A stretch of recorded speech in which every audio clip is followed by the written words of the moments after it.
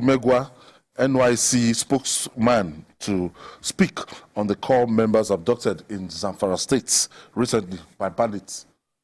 Eddy, are you there? Thank you. Hello, Eddy. Okay, yes, sir. Yes, I can hear you. Oh, okay.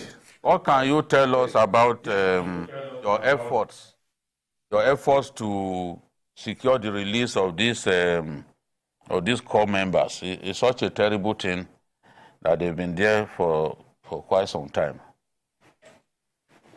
Yeah, my brother Babajide, thank you very much. It's such a very terrible situation. Our hearts is still very, very terrible. We feel what the parents of these young ones are feeling.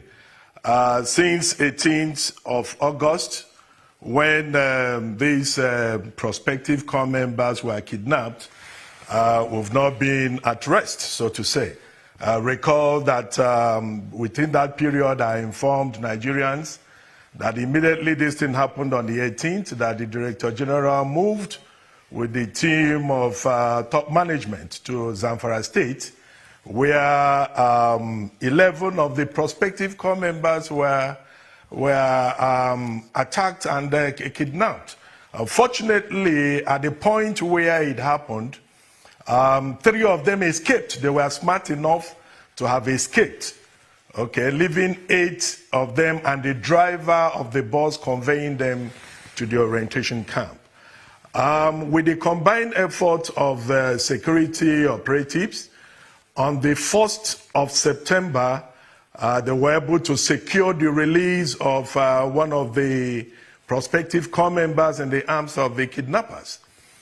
He's a boy, and the management of the scheme took him to hospital, and he's much good now. He's been discharged. Then on Friday, 20th, the security agencies again secured the release of yet another lady, a prospective Corp member. Recall there were 8. So one of them was released on 18th. On the 20th, about 12:30 p.m., and presently she's been taken to hospital where medical attention is being given to the Corp member. Right in the hands of the kidnappers, we still have 6 of them, 2 boys and 4 girls. We are praying to Almighty God with the effort we are seeing that the security agencies are making.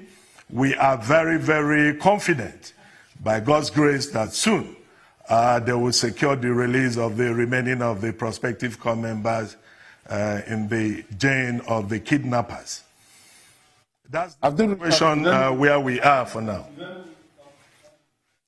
Have they reached out to the families of the Corp members? Oh yes.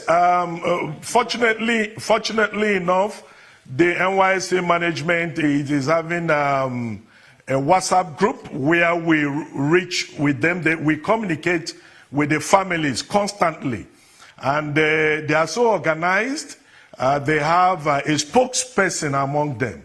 And on daily basis, the Director General, Brigadier General Y.D. Ahmed, communicate with the families of these prospective Corp members, and they are very much in tune of the situation of things that is happening among their wards that are in the hands of the kidnappers. They are very much aware.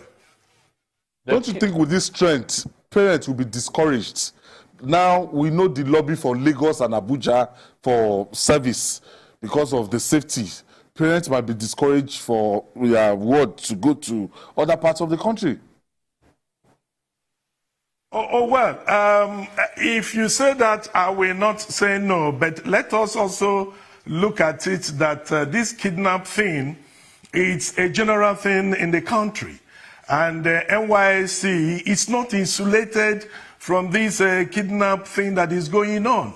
Everybody, including you yourself, you're at risk wherever you are. You cannot even say that you're safe. I was the state coordinator in Lagos, and while I was there, every fortnight I'll receive call that one of my core members has been kidnapped, and the idiots will call me and say that they need 200,000 naira, they need 150,000 naira, you know, and immediately I will report to police, and they will track them and go after them.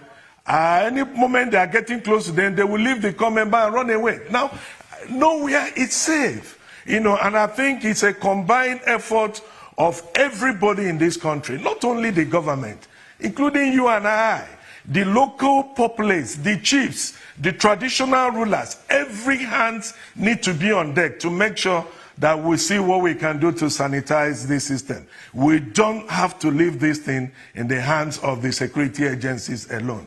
You know, talking about NYSC, especially what you have just said, NYSC is run by the 3 tiers of government, and it's backed up by the act, you know, enshrined in the Constitution of the Federal Republic of Nigeria. And we cannot deny any state of core members. But what we have done is any flashpoint where we have noticed that our core members are not safe, we don't post them there.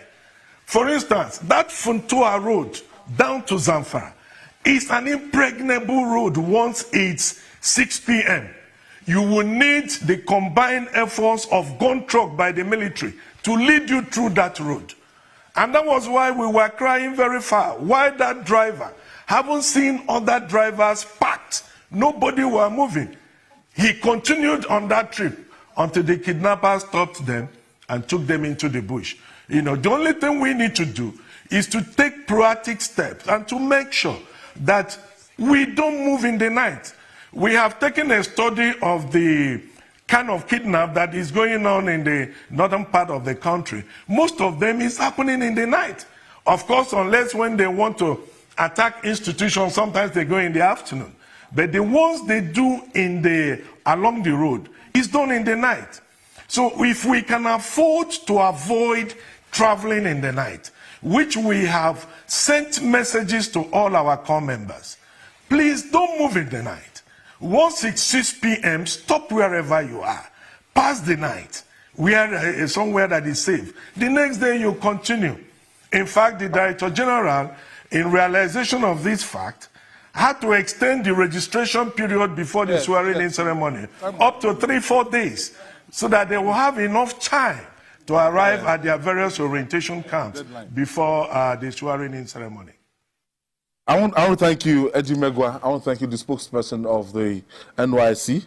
And Jide, it's always this race. I remember when I had to go to Abakaliki, we served in by Tuesday, the camp was going to close. Yes. And we were mobilized by Sunday. We had to leave Lagos. So all I could do was just to make sure I go to the camp before Tuesday, get to the camp before Tuesday morning closure. I think it's a now that he has been extended, yes, because it's good. That's why some of them would even travel in the night. That's why some of them would travel in the night. Yes, it's not worth it. Anywhere in Nigeria now. It's not worth it. No, it's not worth it at all. I feel for the families of those kids since August. It's terrible. All right, like the proverbial lizard.